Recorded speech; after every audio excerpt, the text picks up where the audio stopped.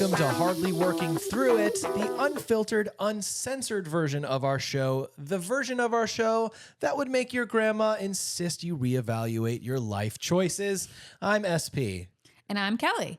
And today we're going to be talking about advice we wish we would have known earlier. Yes. And sharing some of the biggest things that we hope other people have learned in their lifetime. And there's many other things that I'm sure in like 10 years, 5 years, we'll be like, man, we wish we'd have known that 5 years ago. But I can only speak to what I wish I would have known 5 to 10 years ago. Earlier on this week on Hardly Working, you may have heard we talked about the answer to the question of people in your 40s. What do you wish you would have known, or would you tell to people in their 20s? And I love that. I love looking at the end of life or further on down in life to get the cheat codes, the secrets, the things that will make your life better later on, and giving those to you now. So we've got a list, a huge list that I found on the internet from some. Well, I stumbled across an article that was, 30 life lessons from a 73-year-old person. And I was like, this is right up my alley. Like, tell me the wisdom right now that I don't believe, but later on I will, so I can start moving towards that and working towards it right now. Yep. So we've compiled individual lists. We have not looked at each other's lists or what we're going to say, but we're going to go through some of our favorite pieces of advice to hopefully help you in this moment and as you move forward. Yeah, and I think it's safe to say these are some things maybe that we've learned along the way or are learning now. Yeah. Some Or things have I always agree known. with. Some Yeah. things I wish weren't true. Yeah. Many, many things. Do you want to kick us off with your first one? No, you're even. You're odds. Oh, I am odds. Yeah, we took the list and I gave Kelly all the even ones and me all the odd ones, so we wouldn't know which ones we were picking or having read them. Yep. You know, those words. This is one that stood out to me. I was so glad it was me, and I think I actually know that I have mentioned it on the show because I've now heard it in numerous places, but it has been a really big takeaway for me. It's this. When someone is drowning, don't tell them they should have taken swimming lessons. Help them and educate second. I said it a couple of weeks ago, I think, which is like, if someone's drowning, don't try to teach them how to swim, save them, and then teach them how to swim. Yeah, teach them how to swim in the moment doesn't do anything. They'll probably drown anyway. Totally. And I realized that, I know I'm retreading some old territory, but when I had my first panic attack a couple of weeks ago, that's when I really understood, when you were like, hey, let's talk about the truth of the situation. Let's talk about the reality. Here's what's true. Here's who you are. Here's how you are, all this stuff. And you asked me if I believed that. And I was like, no, I don't believe it. Like, because I just couldn't get there. I was so mentally out of control that I couldn't get there. And it helped me realize all the times in my life where I've tried to help teach or educate someone while they were still in crisis. Yeah. Rather than just being kind of like Ram Dass talks about, a safe, non-judgmental space so that people can grow as they must grow. Yep. What were you going to say? Was I a safe and non-judgmental space? Was it helpful that I said, here's the truth? Let's just remind you. Yeah, I'm glad you mentioned it because you weren't trying to teach me to swim at that point, to continue the metaphor, but it just helped me realize that when a person is in crisis, there's not much rationality that will be able to supersede the emotionality of the experience. Yeah. Yeah. Was it helpful what I did? Which part? I don't know. While I do recall saying like, this is the truth, is where we're at. I do recall holding you and saying, I've got you. I'm here. You're safe. You're okay. Yeah, you gave me a big hug in the hallway. That was kind of like what I was doing. And then I think I probably added on like, here's like the truth, but like, I've got you. You're safe. Yeah, it's hard because I know what we all want the answer to be, which is like, yeah, it was really helpful. But in the moment, it was the difference between like head knowledge and heart knowledge. I still didn't believe that I was okay or believe any of the stuff that you were saying. Like you telling me in that moment, like, you're okay. And I've got you. That's more helpful. In that specific situation, it was hard because I was like, what are you going to do? Drive the 3 hours right now? Take Brooklyn. We're going. I don't even know if we had to be at that. Yeah, we did. Actually, I do know that.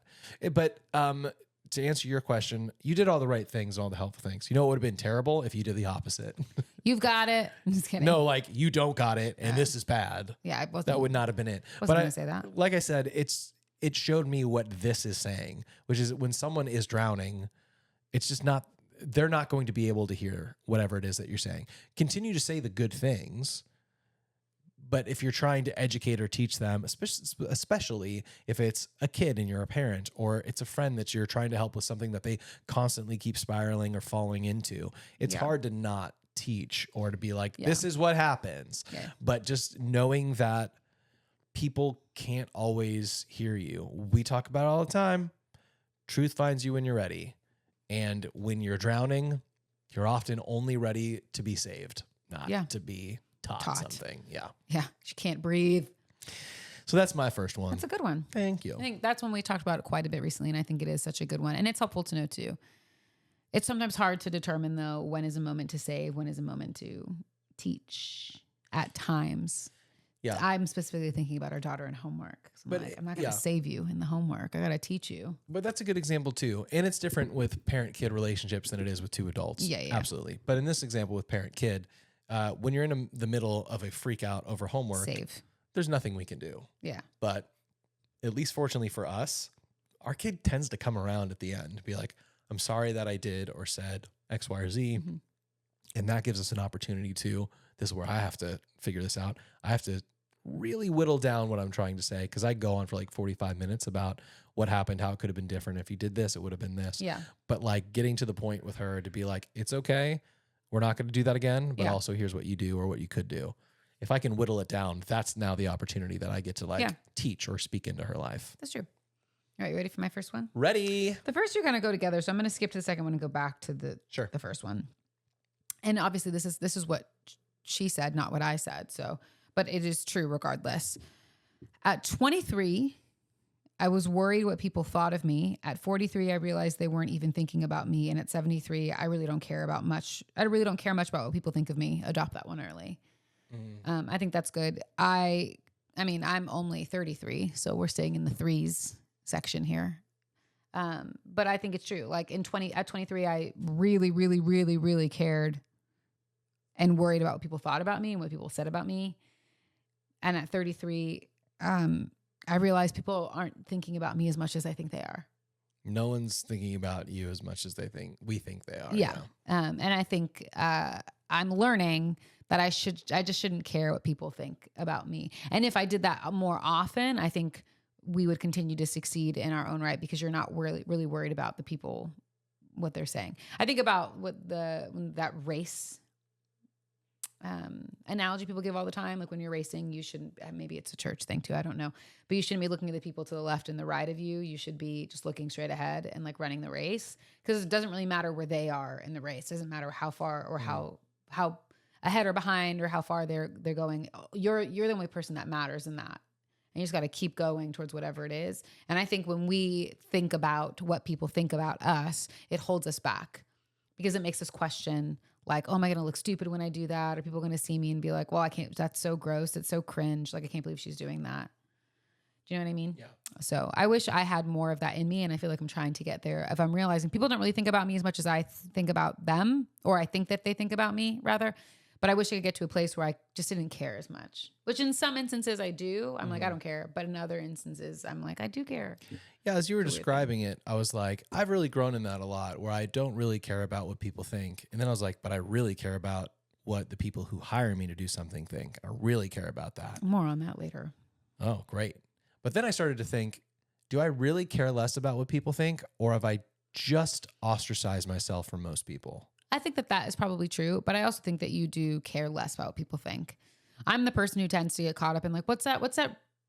I'm not going to post that video because what is someone going to think about me? And you're like, who cares? Post the video. You're never going to meet that person in your life. That's true. And I wish I had more of that in me, because I think I would be more confident in certain things, but I think I'm getting there. That was immersion therapy for me, at least online, was like when I'm posting 5 to 7 unique videos of just me and my face talking every day. Yeah. Like, you have to either stop caring about what the haters say, or whatever the new version of haters is. Yeah. And just keep going, or you'll let it overcome and kill you, like overcome you and overwhelm you. That's what I was thinking. And I just had to be like, forget it. I'm not thinking about it. Yeah. And I think I'm getting there too, of like, just post or just be who you are, because people will fall in love with you that want to. Yeah. And everyone else doesn't matter, because who cares? Like, the world has so many people in it. It doesn't even matter. It's so funny too, because I don't get hung up on what strangers on the internet think of me or say about me, but I do get hung up on what people who know me think or say, or the perception of what they'll say or think, which is funny, because those people are the ones that should have my back anyway. Yeah. I think it's interesting, because I think I care less about those people now. Yeah, and I think I need to care less about those people as well. I care more about like the randos. What are they going to say? What are they going to be mean? What are they going to... I don't know. I had to learn very early on too, like with what I do is you get so much rejection. Like I had to stop caring about what strangers said or thought because there was like, you just can't continue if everybody's thought perspective, every bot that says something mean is going to derail your whole day. So yeah, I had to learn that really, really quickly and immersively. Is that the end of that one for you? Well, this is, it is the end. It was kind of a hybrid. There's another one, which I think falls in line, but it's, you can only be offended if you let yourself be offended. I saw that one actually. And I don't know if that's true. I looked at it I looked at it in conjunction with this one of like, if someone says something to you about something, I always look at it in terms of this one I was really looking at in terms of social media because I don't think I have enough interaction face to face with people that would say mean things or offend me in certain ways. But like, I looked at it as like, you know, you got a lot of comments that weren't very kind necessarily. And you could choose to be offended or you could be like, no, I don't care. So like, it's not going to offend me that you said that because like, I don't even know who you are. I don't really care. Yeah. Yeah. It's the quote you said about that Tom Holland said, if you have a problem with me, text me. If you don't text me, then you don't have a problem with me because you don't know me well enough to have one. Yeah. Another way to say that, which got quoted at the conference. Don't give expensive opinions to people in the cheap seats of your life. Yeah. So that's kind of how I felt about this one. You can only be offended if you can only be offended if you let yourself be offended. It's that idea of like, most of the time I feel like we get offended by people that have cheap seats to our life. Like, cause you're never going to offend me. And if you are, then I'm going to be like, hey, that wasn't very nice. That hurt my feelings. Right. Does that make sense? Yeah, totally. And the people in our lives are going to be our biggest cheerleaders and are probably not going to say something offensive. It's normally the people that have cheap seats or whatever that are the ones who are trying to offend you because they're jealous or they're upset or blah, blah, blah, blah. You fill in the blank. So I thought that was a good one for me because I tend to get not offended. I tend to get my feelings hurt by people because I'm so emotional. And I am learning that like not everyone's opinion matters and that's okay. It's true. The part of this that I do see the truth in, even though I don't like it, is the idea that life is 10% what happens to you and 90% how you respond to it. Yeah. And so I can see the truth in this of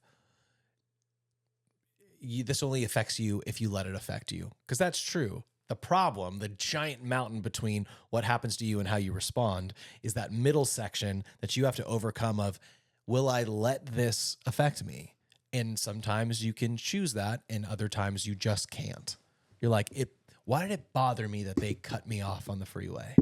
Why am I still thinking about it? It's like sometimes you can make a choice to let something go and other times you just can't.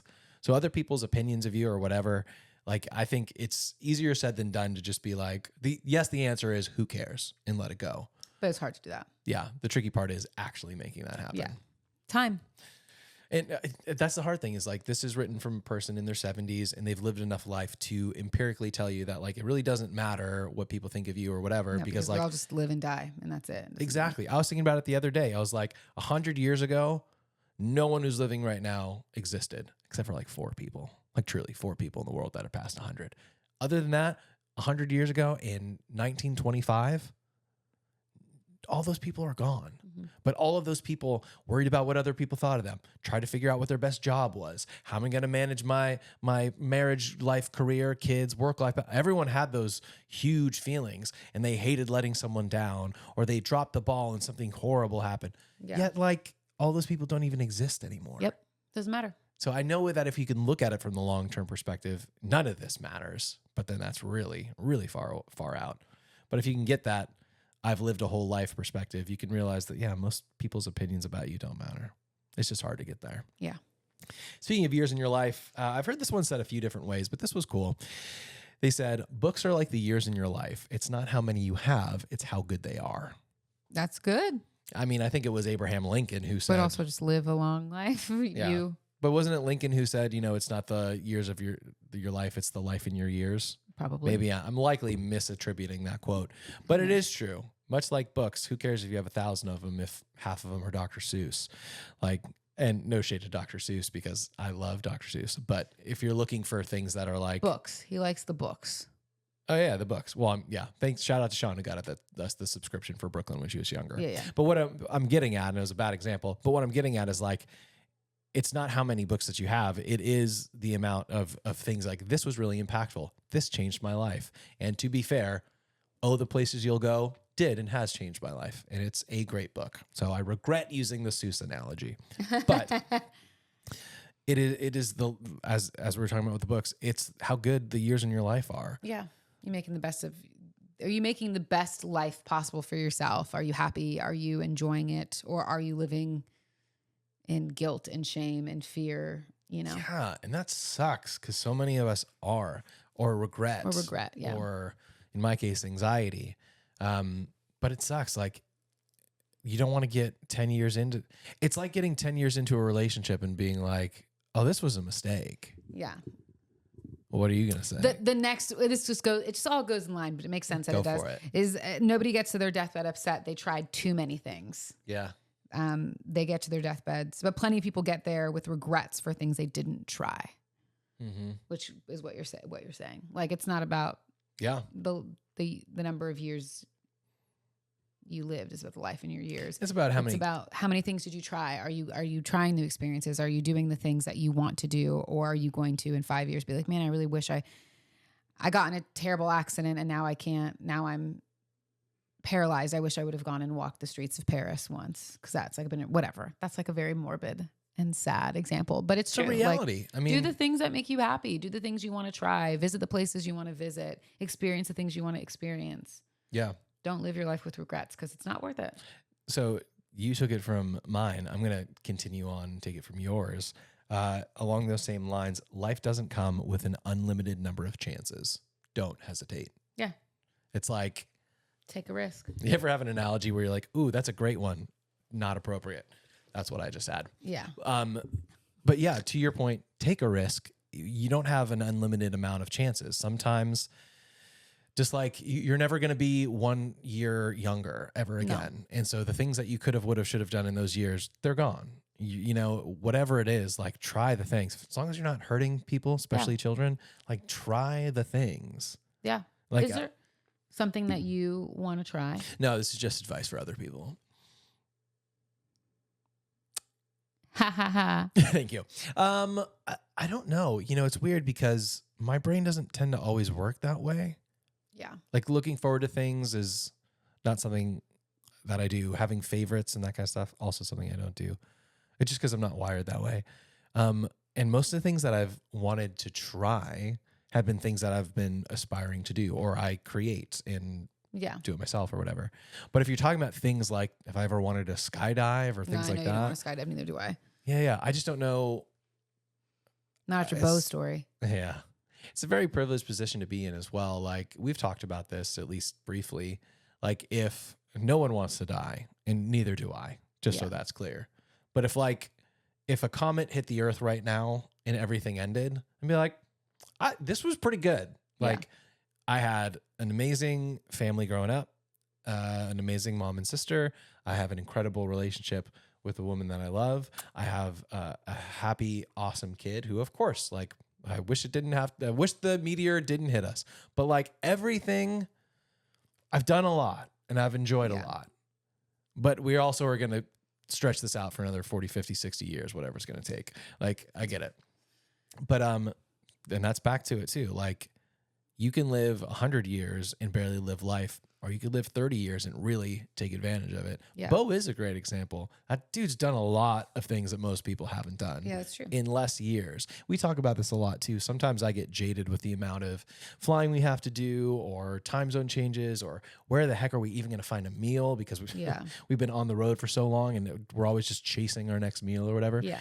That I forget that I've lived a lot of life. It's like when we used to watch Catfish back when that show was on. It's still on.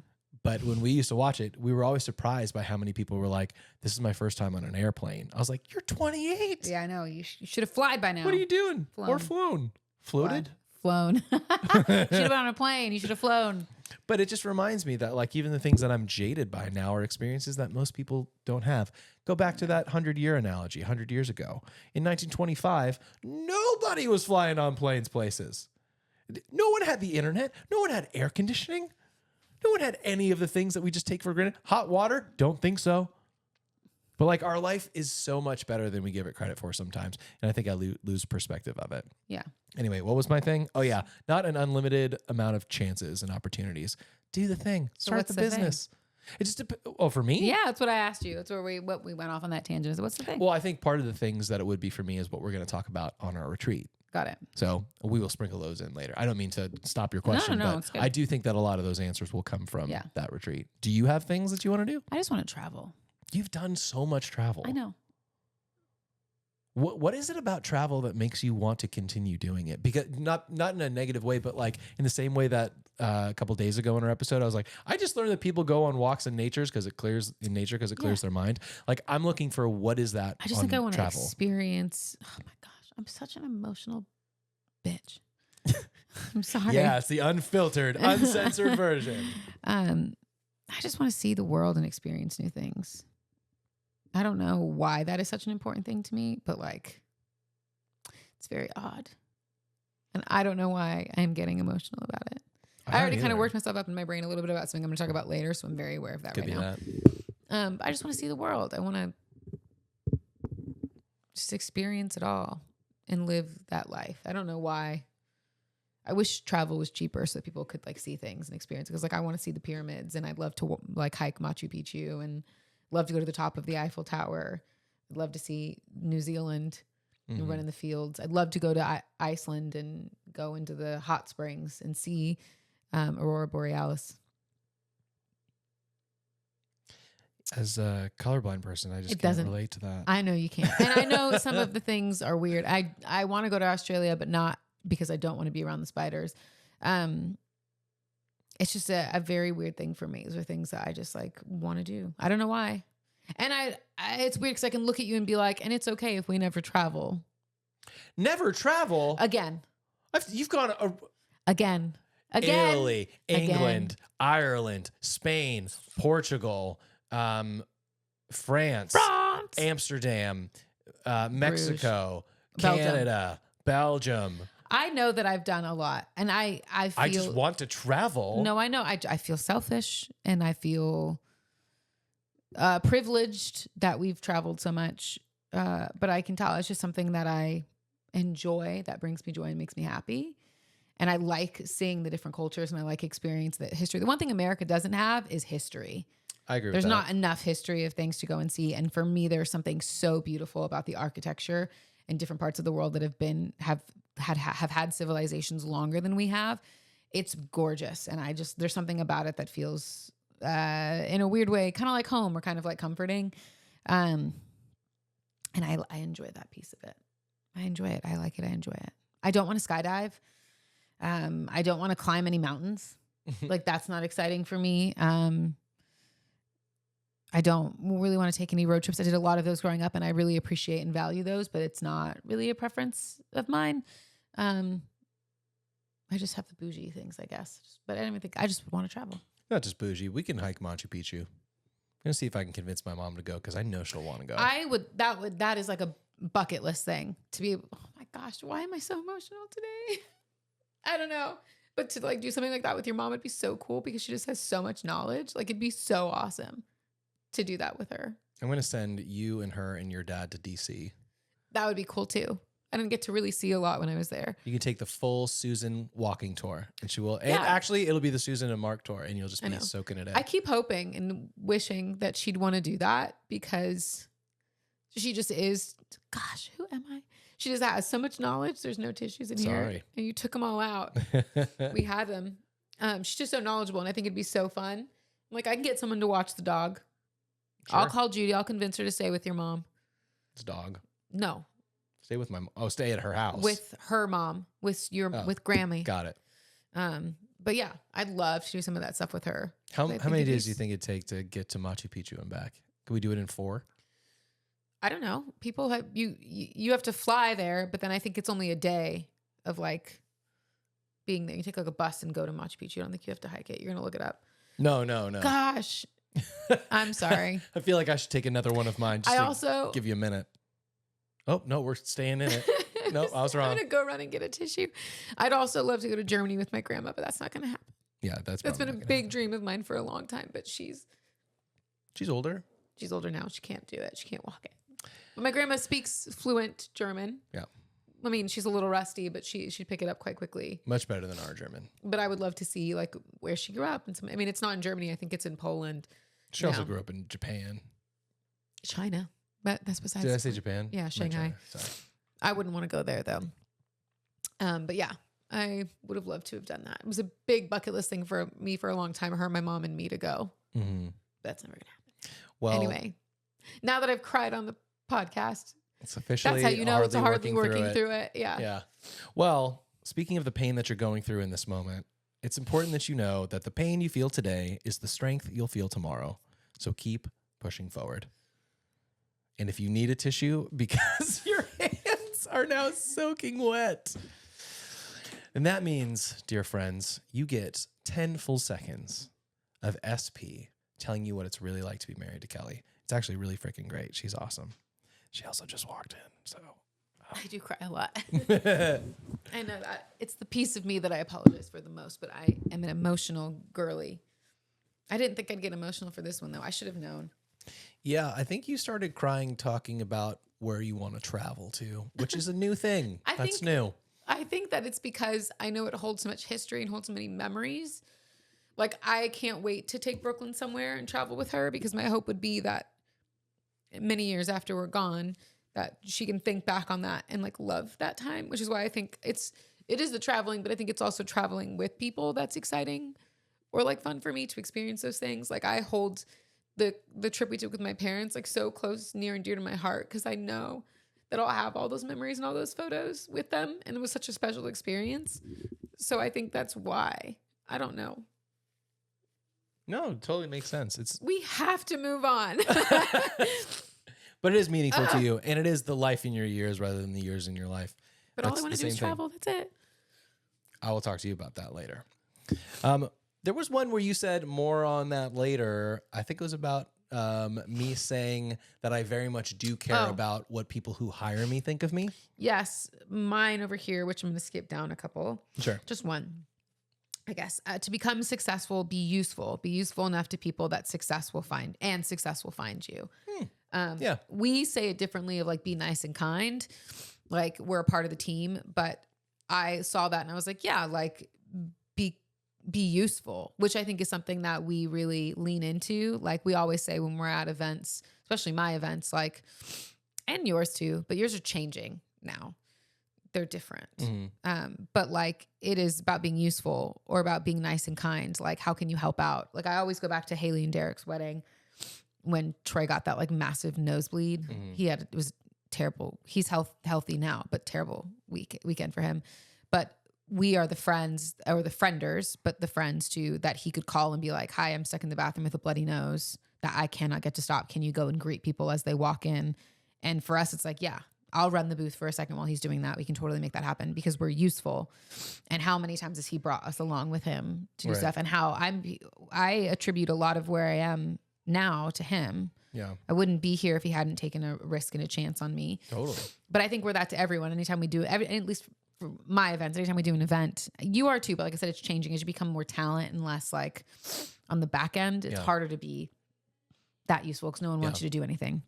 That's why I say it's different. It's not that you don't want to be, it's just that it's harder to do that. I was very useful last week. Yeah. 2 weeks ago, I guess. Oh yeah, for sure. But yeah, what was I saying? Yeah, but we will help. We're there to help. We get our stuff up. Do you need anything? Can I bring you anything? Like, oh, do you need me to figure that out? I can zhuzh over here, whatever. Like, yeah, you and I are very much team players. But people want to work with people that they like. Yeah. How many coordinators have we heard that from in the last 6 months or year alone? Like, every person that I've worked with has been like, man, I like working with you too. You guys are so nice and kind, or whatever. And I always say back, like, yeah, like, we're at a place in our life and business where we want to work with people that we enjoy working with. Yeah, it's true. Like, it doesn't need to be a fight and a struggle. And honestly, if you're going to be mean or be pushy, like, I don't know that I want to work with you, and that's okay. Mm-hmm. I just am. It's weird to be like, I'm too old. But it's not. I'm just too far along in who I am in my business now to try to grovel at your feet for you to hope that you like me. Like, we can just be on an even playing field, even though I know I'm here because you hired me. Like, we can still be just nice and kind. Yeah. Yeah, it's true. When you said that, I remember, I think I read it in a Francis Chan book a while ago. And he was like, interested people are interesting. Like if you want people to be, interested in being around you, like be interested in what they're doing. And Yeah. I think it's similar, I think the word you used in yours was useful, like useful people. Yeah. That's what it says. Yeah. And obviously like the practicality and utilitarianism, I guess, of being useful and helpful is really good. And it's kind of a low barrier to entry if you want people to get to know who you are as whatever it is. I'm a kind person, or I'm good at this thing. Like being useful is a great door to walk through in order to let people see the fullness of who you are. Yeah. And what you can do. And it gets you opportunities. Here's a great example. My buddy JC, who works with Marvel, the way he got that job was he was at Comic-Con years and years and years ago, and there was like a big stack of these boxes. Like clearly, you know what it's like when an event is like almost set up, but there's all that crap somewhere, Yeah. And there was boxes that need to get moved, and they were moving them, and he just jumped in and started helping. And someone was like, "Do you work here?" He's like, "No." And they're like, "Oh, yeah, you can stop." I'm like, "Don't do that." And the next day, something, I'm sure that's not exactly how the story goes, it's how I remember it, but the kind of same thing happened. And he was being useful and helpful and kind. And they ended up hiring him. And I was like, dang, sometimes being there, I'm not saying do crazy things or do what you're not supposed to, but being useful, being helpful, being a helping hand, it really can get you into places and spaces that you can't send an email and get into. You know what I mean? Mm-hmm. I agree with that. I don't know why I closed this. I know. I was like, are you done? That's what I was like. I still have some, but no, I definitely have more. It's interesting though, because some of these, it's weird to talk about because I just don't know if I agree with them. With the caveat of, I understand that that's kind of the point of being earlier on in your life and not understanding the truth or reality of some of the stuff that you learn later on or through the journey. But let me see, like this one, action is the medicine for fear and failure. Just start moving. I realize I have a lot of fear, and I have a lot of fear of failure. And we talk about it a lot, but my career is real-time feedback of success or failure. Yep. If you're on stage and you make a joke and it doesn't land, that's real-time feedback. If you're trying to make a heartfelt point about something that's supposed to really connect with people, and you can just tell that people are on their phones or people are getting up and walking out to go to the bathroom and do something else, like you just know if you're succeeding or failing. And I just don't know for me if the repetitions like this says, just start moving, like do the thing. I don't know if that has helped with my fear of failing. You know Can you what I read mean? it one more time for me so I can, now that you said all those things, I can listen to it again? The phrase is, action is the medicine for fear and failure. Excuse me, let me read it correctly. Action is the medicine for fear of failure. Yeah, I understand that. I think, I don't fear that less anymore. I don't fear failing on stage any less than I did 10 years ago. That's true. But I think what it's saying, I think what's probably speaking to is like, don't let, and it's not saying this, but don't let the fear of failing paralyze you. Like just keep moving, because that's how you get past that. Because you'll realize that you didn't fail that time and you succeeded, which keeps you going. And even for you, even though there are moments that you feel like you're going to fail on stage, you're not like so afraid that you're going to fail that you don't do it anymore. Like you keep doing it. Yeah. Sure. So much so now that you're like, maybe I'll try to be like a speaker instead of just a host. Sure. But if you were scared, if you're like, man, I'm really scared of speaking, like, what am I going to speak about? I don't know.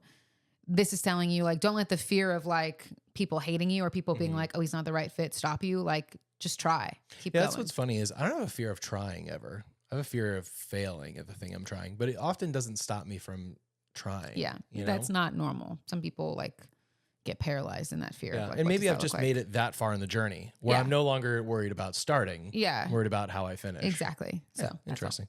Thanks for walking me through that. Hopefully that was helpful. It was. Well, good. This is more for me, as you just saw with my tears. It's okay. But it says, lead with your heart, but manage with your head.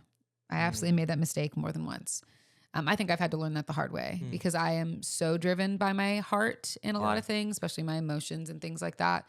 But you have to manage. Unfortunately, you can be led by your heart, but you have to manage your life, your finances, your time with your head, because you know how much you have to give, and you can't allow your heart to give more than what you can, because you'll just be in a really bad place. I think about this a lot when I was like in my 20s, where like truly my paycheck was like $200 for every 2 weeks. So I get $100 a week. You're rolling in cash. And I was driving out 30 minutes to work every day for 10 hours, which I worked way more than 10 hours and only got paid for 10 hours. But my heart was always to serve people around me. And so I would spend money and on my credit cards and not be able to pay it off and would get into debt. Because I was leading with my heart, not my head. Because my head knew I didn't have a lot of money, but my heart was like, but they don't have a lot of money either. And I just want to love them and serve them and support them. And it's like, yeah, but you can't do it at the expense of yourself, which is what I really read when I hear this. It's like, you can love people and serve people and support people, but you should never do that at the expense or detriment of yourself. And your family. It's a really great perspective. I received that or read that differently, but I really like your perspective. What was your perspective on it? I think I took it more literally. Like, don't let your emotions make the choices, let your logic make the choices. Yeah. But what's interesting is I've definitely become a more emotional person. I attribute a lot of that to me. I'm just kidding. Well, the birth of our daughter, like that really pushed me out of thinker and into feeler. The anxiety really helps make you be less thinky and more feely. Actually, it makes you think your way through feelings, which doesn't work very well. Wow, that was a realization for me just now, is you can't think your way through feelings. It's true. You got to feel them. You got to feel them all the way through, and then you can logically process why that happened and work through it. Put that on a Home Goods poster, TJ Maxx mug. You can't think your way through your feelings. But for me, there's a distinction. Like when I think of my feelings when it comes to making a decision, when I think of my feelings, it's usually like the feeling part is the excitement and the passion. It's like what motivates the now part of this process where the thoughts come in, the how. And I think the feeler part's really good for me. The way that the flip side of this, when I read that too, is that I've really made a big effort to not do or say things or post things or text things or call people when my emotions are high. Because I know that I'll calm down. And you've helped me with that a lot too. Thanks. Even when you've been like, if you're going to do that, you're going to want to rephrase it because you're coming in really hot right now, really strong. Yeah. And those are the times where I really have to take that into account, that advice into account, and be like, don't make the choice with your feelings, make it with your thoughts when you're like in a more calm we talk about it a lot too. I don't know who said it to you. It might've been Mandy, but someone was like, don't make any huge life decisions within a year of a big life event. Yeah. Having a kid, losing a parent, getting fired from your job, whatever it is, don't be like, this is when I'm going to pack up and move, or this is when I'm separating myself from this relationship. Like give it time to get to a stable place. Refocus, recenter. When your emotions are more in order, you're not yeah. Anyway, that's all my thoughts on that, but that was really good. I hate to take us out of it, but how many more do you have? I have 3 more. I've got about the same, but there's one. I think there's only one that I really want to hit. So I can do one more if you want to do one more. You want to do one more? Do you want to do all yours? Because we can have a part 2, which if you're new to Hardly Working Through It, sometimes we have part 2s and sometimes we say we will and then we forget. Yeah, it's up to you. I mean, I like all of mine, but I'm happy to save them. Hit me with a few of them. Like I did with Unpapa Pins the other day. Okay. Give me a few. I'll tell you what I've got to say about them. Okay. I'll give you these, and then my last one is my last one. This one is so true. Everyone has their first day on the job. Give them a break. I mean, I think about that in so many different ways, but like I look at that as like, you never know what someone's going through that day. So like give them a break and be easy on them. A lot of times I see people come in hot and heavy because they're so angry or so upset, or they're like this person. I think of it a lot in terms of like service people, but it could be people in the service industry, but it could also be people outside of that, is that people are so quick to get frustrated or so upset when things aren't the way that they want it to be, or if someone's slow or they don't feel like they're doing it the way they should be. Think about any fast food restaurant you've ever been in or quick service restaurant you've ever been in, when that one person gets so upset because they're like, are you dumb? Did you not hear me? Like you missed this thing on my order or whatever. I think it's the best philosophy to like treat everybody makes mistakes. Not to quote Hannah Montana. Everybody has those days. The great American philosopher. But everybody makes mistakes. Everybody has everyone is feeling and going through their own things. And the sooner you can realize that and understand that it's not personal, Like that person going slow that day is not personal to you. They don't know where you have to be or what you have to do. Their mom could have just died. You don't know. Their dog could have just passed away. They had just had to put their dog down. They could have gotten a car accident. Who knows? Like you don't know what that person is going through. And so then like our rule of thumb is we say it nice and kind. We say that because of Brooklyn, but it's true. Like be nice and kind and don't be upset with them and give them a break because you do not know what that person is going through and they do not need your shit on top of that. Like they don't need it. Yeah. All good points. One thing that I didn't put on my list from this list goes with what you're saying. One of their suggestions was kindness is always the best option. It's free and you never run out of it. Yeah, it's true. And that is true. And you and I tend to operate from a point of kindness as much as we possibly can. Yeah. So I left it off the list because it didn't connect with me as much. But what you're saying is absolutely true. Yeah. And let's be clear. It doesn't mean that I won't talk crap about that person in the car and how frustrated I was with them with you, but I'm going to be nice to their face. And then I'll talk myself down and be like, they're probably just having a tough day and it's okay. But like to their face, I can be kind and I can be nice. Yeah. There's a few things worth mentioning. There's a book called The Four Agreements, which I probably need to go back and reread. But I think it's the first agreement, but one of the agreements is never take anything personally, which is really hard to do. Super hard. But a good life skill for when you can use it, like when your traffic example. Another thing is I'll never forget when I found out that Chadwick Boseman, Black Panther, passed away because nobody knew that he had been battling cancer for years because he'd been doing it quietly. Like most people in entertainment wouldn't do because we just want the attention all the time.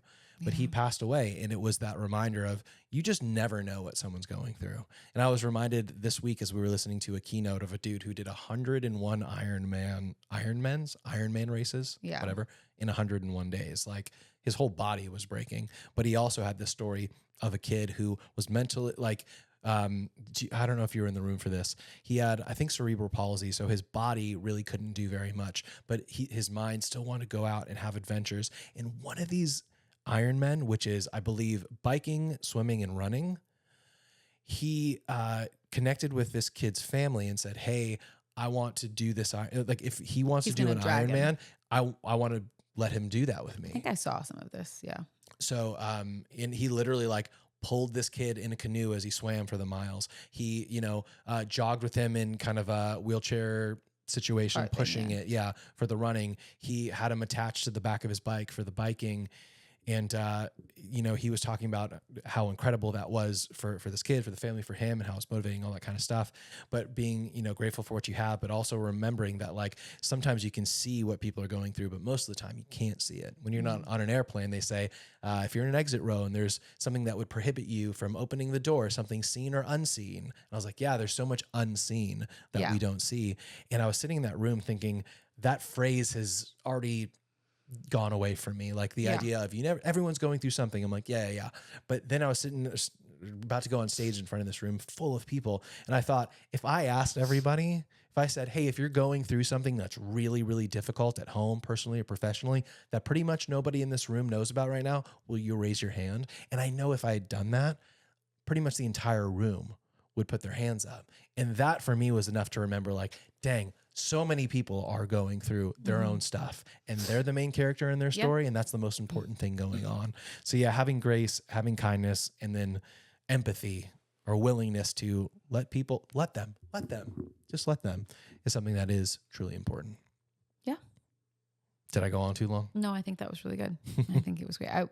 Sorry, I'm giving you yours and you have one left. Is that the whole thing? No, I mean, I have a couple. There's one that was just live and let live, which is old advice. But since I finished Mel's book this year for Let Them, it is amazing how difficult but liberating it is just to let people. They want to be mad at you because one of her great examples, I love this so much because I've been in this situation so many times. The gist of the story is it was a story about this girl in her mid or early 20s. And it was she had to go up to this bachelorette weekend, which was like 3 hours north.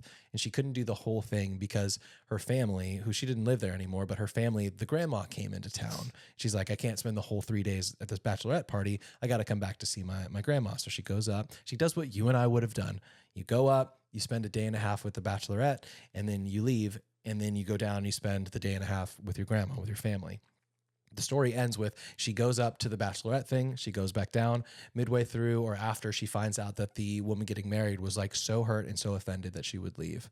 You're like, what the heck? Like, I gave you as much time as I could. Well, she went down. She spent the day and a half with her grandma and her family, only later on to figure out her family was annoyed and like, why wouldn't she carve out the time to be here for the whole time? Grandma's only here once a year. Like, she's only going to give us this much time. And through the compromise of trying to please both people, you actually made both of them upset. Yeah. And it's like, you just can't win in life. No. And I like even hearing that example where the punchline was like, pick one or the other or don't. It doesn't matter. Like, live your life. I still go, the compromise was a great idea. Yeah. The bride got half the weekend. The mom and the grandma got half the weekend. Like, and I truly got neither thing that I wanted to do or nothing that I personally wanted to do, but I made these two groups happy. I still see that as a win, which maybe I'm missing the point of the whole story. No, just let them. But yeah, the main idea that Mel's making is like, let them. And also, you're never going to make choices. everyone happy. That is really what it comes down to. Yeah. And I, as a people pleaser, so much struggle with that, especially with family, especially with people who are close to me. I hate letting people down, and I will try to use all of my octopus arms to try to do it all. Yeah, you can't. But you can't. Yeah, because at the end of the day, you'll let everybody else down. Yeah. But really, if you do that, you're still letting yourself down overall. And you're like, well, then what did I do these 3 days for if no one, including myself, is happy? Like, all I did was burn myself out for no reason. So live and let live, let them. That's another good one. That's a good one. And this is, I guess, I mean, it's not, but it is just a lesson of like, you're the most important character in your story. It isn't over until you say it's over. I'm not talking about relationships, though. That's immediately where I went. I'm just talking about things in life. Yeah. Like, people can tell you that you can't do that, or you're never going to be able to achieve that, or like, you think you're going to be able to visit there, you can't do that, or whatever it is. But at the end of the day, you're the one who gets to decide what you do with your life. No one else gets to decide that except for you. And I think that's true. Like, don't let other people tell you. Don't let people in the cheap seats have expensive opinions on your life. Like, that's basically what this is. Yeah. You get to say when you're done trying something, or you get to say when you've succeeded or when you've made it. No one else gets to tell you that. You know what? Honestly, I'm happy to leave it on that one too, because that's not my last one, but that's good. Oh, it's not? No, but it's okay. No, I thought it maybe was. Then we can keep going. I talk about this a lot, and I always get the impression that it does not connect with people and mean to them what it does to me. But I firmly believe this. There are no rules. There's just no rules. If you decide that you are going to be a great pickleball player and you're 68 and you just blew out your ACL, that's going to be tough. But there's no one who's going to keep you from doing it. Yeah. Do the thing you want to do. For me, the parameters are don't hurt people, particularly children. But other than that, there's no rules. There's no rule that says you can or can't do something. Sure, if you're doing something harmful, there's laws that are going to put you in your place. But like, there's no rules to life. If you love what you're doing, do it. If you hate what you're doing, stop it. And do something Move different. on. Yeah. Don't wait for, that's what happens, I think. We wait for the permission, societally or familially or something that says like, no, you can, you should. It would be good for you. Just do it. There's no reason not. There's no rules that you can't. Just do or don't. There's no try. That's Yoda. That's Yoda. Was that your one of yours, or was it one of mine? That was one of yours. I have one more after this. So all right, let me throw out just a couple here real fast. This one I don't like, but I understand parts of it. I don't like it. All right. If you don't expect anything, you'll never be disappointed. I understand that that's a good way to never be disappointed, but I don't think it's a great way to live life. Yeah. I hope you live life with expectations, and maybe I'm wrong. Next, we make the best decisions we can with the information we have at the time. Give yourself a break. That's true. I would extend this, at least for me personally, I need to extend that to other people. I even think about like when we first started dating and some of the ridiculous things that I held against you for the choices that you made when you were younger, where I was like, now I can be like, we were all 15 at one point. Yeah. Like she's now a mid-20s woman who wouldn't make those choices. Not now, but yeah, you're totally. about then. Yeah. I was like, I'm a 30 in my 30s. Yeah. But you know, we're all doing the best we can with what we have. Most of us are. There's clearly some who aren't. But for the most part, we're all doing the best with what we have. And then the last one, which is what I would close my section on, is money is important to have and usually necessary until your happiness becomes more important. And while I don't think my goal isn't to chase happiness, even though I like that, but my goal is to get away from these terrible feelings.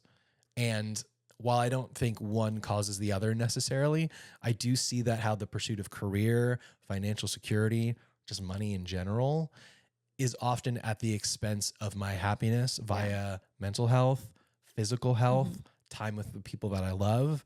I can see how the pursuit of what money grants you is often for me something that is detrimental to my happiness and not as important. Yeah. And while I don't know what you're going to say, I see the words behind your eyes. So I'm just going to turn it over to you. It's just perfect that you ended on that. Gosh, this is what I was getting emotional about earlier. Yeah. And I know it. And I'm sorry. I'm an emotional person. It's what you get. I'm hardly working through it. And just if you know me in life, I'm going to be emotional. But it's perfect that you said that happiness is more important than money. Because my last piece of advice that I'm still learning and didn't understand when I was younger, but I'm starting to understand more now, comes from my 86-year-old grandma. And her advice is to just be happy. That's what she tells me every time I get off the phone with her, every time she leaves after she comes and visits, or when I leave her, when I visit her, she tells you to just be happy. And if my grandma, who was kicked out of Germany for being Jewish during Nazi Germany reign, who watched a fellow child be murdered in front of her in Shanghai, who left everything that she had and moved to America, lost lots of family members in the Holocaust, and who has now lost both of her parents and the love of her life. If she can still be happy, and if that can be the thing that she pursues every day, and if that's the advice that she's choosing to give me, I have to believe that it's some of the best advice you can have is just be happy. So I will strive for that every day with you. And I hope you can strive for that of knowing, just be happy. Whatever that means for you, do the thing that makes you happy. Pursue the thing that makes you happy. Don't hurt anyone along the way, but just be happy. And I'm sorry, I'm so emotional. No, it is great advice. Unfortunately, it was not on that list, so it does not qualify for this episode. So just ignore what Kellie just said. No, it's perfect advice. And I've had that same thought the last couple of years. Your grandma will hug me goodbye. She only comes into town once a year, but she will say, be happy. And I'm always like, I'm trying. But that's all I want to. And honestly, I mean, learn the lesson now. That's kind of the point of this episode, right? Learn the lesson now so you don't have to learn it later and regret having not learned it in this moment. We talk about it a lot. 6 months from now, you will have wished you had started today. Yeah. So hopefully some of this, any of this, all of this has been helpful. But likely there's been one or two things that have stuck out for you. And I hope that you can implement those in your life because there's no trophy at the end for how miserable or how hard things were. All right. Yeah. So you might as well enjoy the journey and enjoy the process. Just be happy. Just be happy. Well, this is a wild and enjoyable and emotional return back to hardly working through it. Sorry. No, it's good. It's part of the reason we have this show. It's one of my favorites, and I'm glad we have it. Now that we have a little bit more margin in our life, we can go back into these spaces. Kellie doesn't have a lot of emotional margin, as I'm learning, but but we have more time. And so as long as you're willing to work through the tears with us, we're willing to hang with you and give you our best pieces of our life. Yeah. Love you. Get me out of here. All right. Thanks for joining us on another episode of Hardly Working Through It, as I hardly work through it today. We love you. We mean it. Bye.